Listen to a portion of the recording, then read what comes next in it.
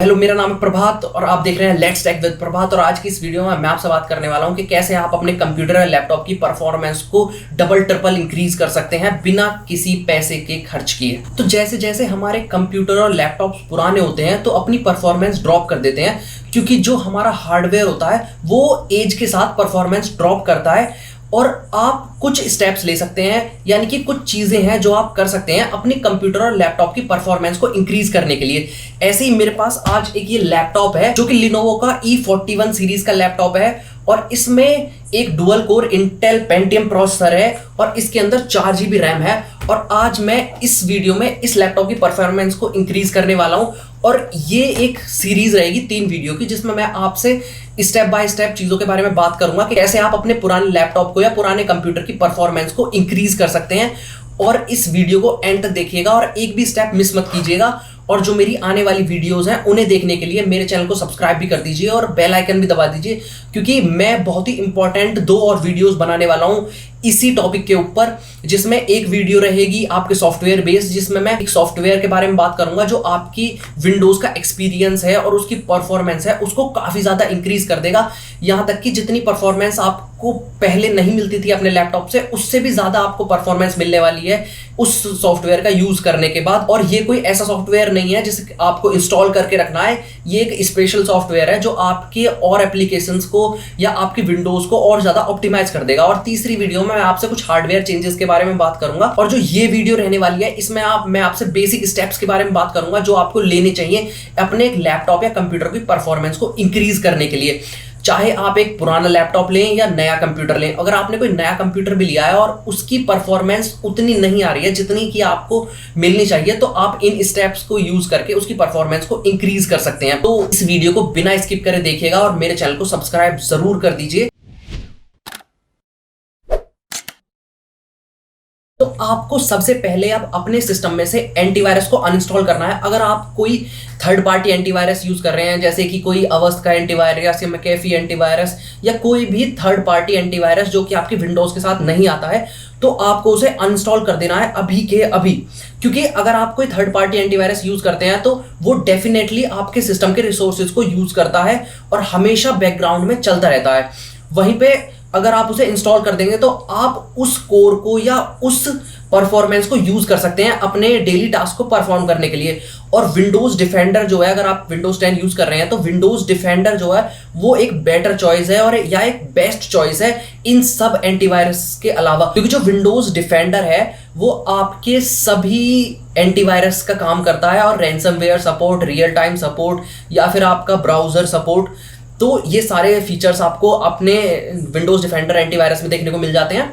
इसलिए आपको कोई भी थर्ड पार्टी एंटीवायरस यूज नहीं करना है। अगर आप कोई थर्ड पार्टी एंटीवायरस यूज करते हैं तो आपको उसे सबसे पहले अनइंस्टॉल करना है। तो उसे अनइंस्टॉल करने के लिए आपको अपने सिस्टम की विंडोज टैब पे जाना है और सेटिंग्स खोलना है और वहां पे एप्लीकेशंस में जाके वहां से अपने एंटीवायरस को अनइंस्टॉल कर देना है। क्योंकि मैं यहाँ पे कोई भी एंटीवायरस यूज नहीं कर रहा हूँ, थर्ड पार्टी में डिफेंडर यूज कर रहा हूँ, इसलिए मुझे जरूरत नहीं है अनइंस्टॉल करने की किसी भी एंटीवायरस को। और जो सेकंड स्टेप है वो भी आपको यहीं से करना है। और जो भी एप्लीकेशन आपके सिस्टम में एक्स्ट्रा है, आप जिस भी एप्लीकेशन को यूज नहीं करते हैं जो आपके कंप्यूटर में या लैपटॉप में है, उसे अनइंस्टॉल कर देना है। जैसे ये एप्लीकेशन है, मैं इसे यूज नहीं करता हूं तो इसे सबसे पहले अनइंस्टॉल कर देते हैं। डन। और भी कई सारी एप्लीकेशन है जो मैं यूज नहीं करता हूं, तो उन सबको आपको अनइंस्टॉल कर देना है। कोई भी एक्स्ट्रा एप्लीकेशन नहीं रखनी है, क्योंकि कुछ ना कुछ रिसोर्स हर एक एप्लीकेशन का रन होता रहता है बैकग्राउंड में। और अगर आपके सिस्टम में स्टोरेज होगी तो आप अपने सिस्टम को अच्छे से यूज कर पाएंगे। आपका जो ऑपरेटिंग सिस्टम का बूट टाइम है वो इंक्रीज हो जाएगा, क्योंकि उसको आपकी जो बूट लोडर की फाइल्स है उन्हें ढूंढने के लिए ज्यादा फाइल्स को स्कैन नहीं करना पड़ेगा। तो इसी तरह से आप जो भी एप्लीकेशन है उन्हें अनइंस्टॉल कर दीजिए जो आप नहीं यूज करते हैं। जैसे मैंने 2 एप्लीकेशन इंस्टॉल किए हैं, आप और भी एप्लीकेशंस जो भी आप यूज नहीं करते हैं, एक भी ऐसी एप्लीकेशन नहीं रखनी है अपने सिस्टम में। और जो थर्ड चीज है आपको करनी है, वो आपको जो भी फाइल्स हैं, एक्स्ट्रा फाइल्स है, जैसे मेरी ये डी ड्राइव फिल है तो मैं इसे एम्प्टी करने वाला हूँ। जो भी एप्लीकेशंस हैं, मूवीज हैं या फिर जो भी ऐसा डेटा है जो मेरे किसी काम का नहीं है, जो बेकार डेटा है, उसको निकाल देना है। क्योंकि आपकी अगर स्टोरेज खाली होगी तो जैसा कि मैंने अभी बताया, आपके ऑपरेटिंग सिस्टम को आपकी बूट लोडर की फाइल्स को ढूंढने में ज़्यादा टाइम नहीं लगेगा, और जो आपका फाइल स्ट्रक्चर है वो जितना कम होगा, आपकी विंडोज़ उस फाइल स्ट्रक्चर को उतनी जल्दी से रीड कर पाए। तो आपको अपनी स्टोरेज को भी एम्प्टी कर लेना है। और जो नेक्स्ट चीज़ आपको करनी है वो है आपको अपने विंडोज़ टैब पे क्लिक करके सेटिंग्स में जा करके यहाँ पे टाइप करना है स्टोरेज, अनचेक कर देना है। जैसे यहाँ पे टेम्परेरी विंडोज़ इंस्टॉलेशन फाइल्स वो फाइल्स हैं जो कि आपकी विंडोज़ ने डाउनलोड की होंगी, आप अपडेट्स जो डाउनलोड की होंगी आपकी विंडोज़ ने, ये वो फाइल्स हैं, तो इनको भी निकाल देना है। डिलीवरी ऑप्टिमाइजेशन फाइल्स हैं, टेम्परेरी फाइल्स हैं, कैश शेडर्स है, टेम्परेरी इंटरनेट फाइल्स हैं, इन सबको यहाँ पे क्लिक करके रिमूव कर देना है।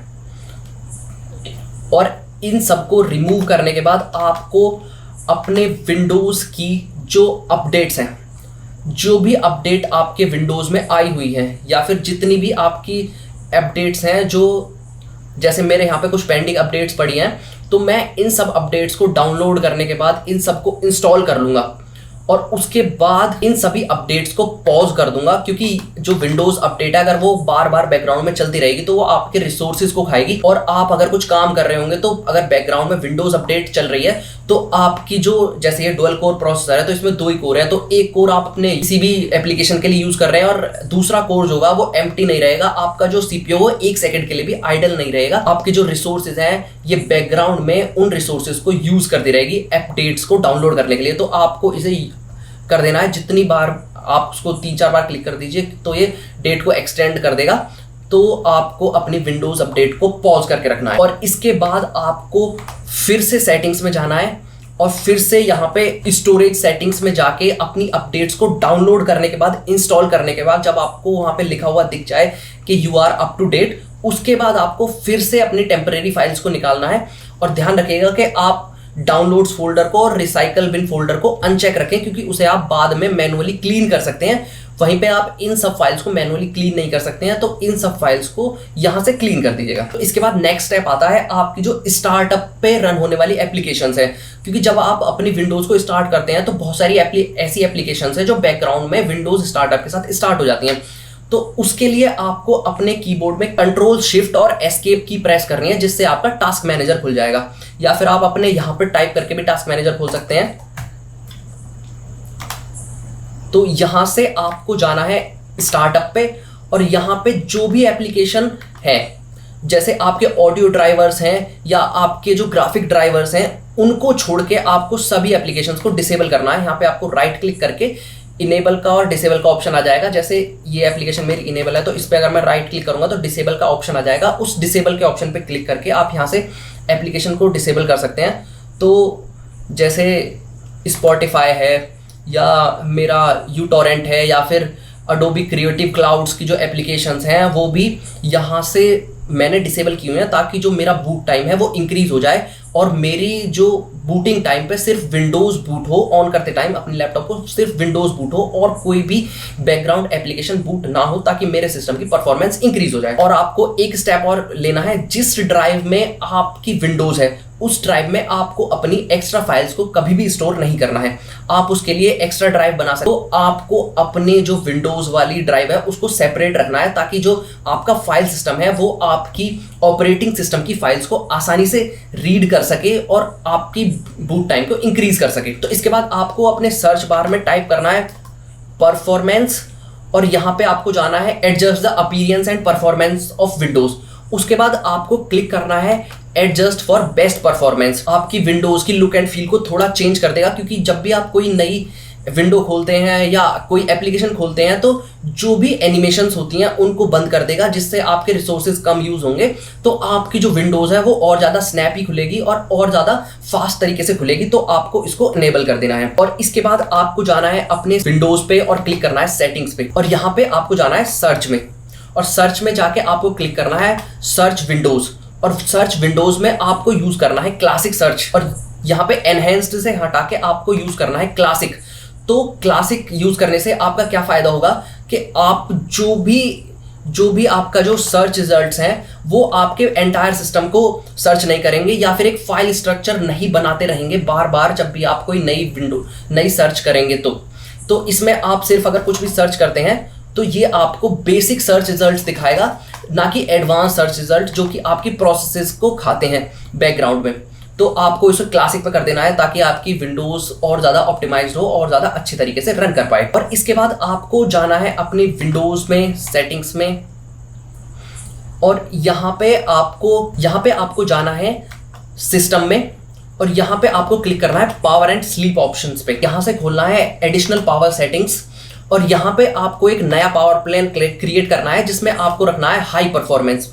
और हाई परफॉर्मेंस पे क्लिक करने के बाद आपको एक नया पावर प्लान क्रिएट कर देना है, और आपको उस पावर प्लान को यूज करना है, ताकि इससे आप अपने सिस्टम की पावर को तो इंक्रीज कर देंगे, परफॉर्मेंस को तो इंक्रीज कर देंगे, लेकिन आपकी जो बैटरी लाइफ है वो रिड्यूस हो जाएगी। तो अगर आप एक डेस्कटॉप यूज कर रहे हैं तो आप इसे हमेशा हाई परफॉर्मेंस पे रख सकते हैं। लेकिन वहीं पे अगर आप कोई लैपटॉप यूज कर रहे हैं और आपने अपनी पावर केबल को कनेक्ट नहीं किया हुआ है तो आपको इसे बैलेंस्ड पर रखना है। और अगर आप अपनी पावर कॉर्ड को कनेक्ट करके यूज कर रहे हैं तो आप हाई परफॉर्मेंस पे यूज कर सकते हैं। जो आपको अपने सिस्टम में पहले परफॉर्मेंस मिलती थी उससे भी कई गुना ज्यादा ये एप्लीकेशन आपके परफॉर्मेंस को इंक्रीज कर देगी। और ये एप्लीकेशन एकदम फ्री होने वाली है और एक ओपन सोर्स प्रोजेक्ट एप्लीकेशन है, तो इसमें आप कोई मालवेयर या फिर कोई वायरस भी नहीं मिलेगा, क्योंकि ये एक ओपन सोर्स प्रोजेक्ट है। और ओपन सोर्स प्रोजेक्ट जैसा कि आप लोग जानते होंगे कि वहां पे जो डेवलपर्स होते हैं, क्रिएटर्स होते हैं, बहुत सा एक कम्युनिटी मिलकर एक एप्लीकेशन को डेवलप करती है आपके डेली लाइफ प्रॉब्लम्स को सॉल्व करने के लिए,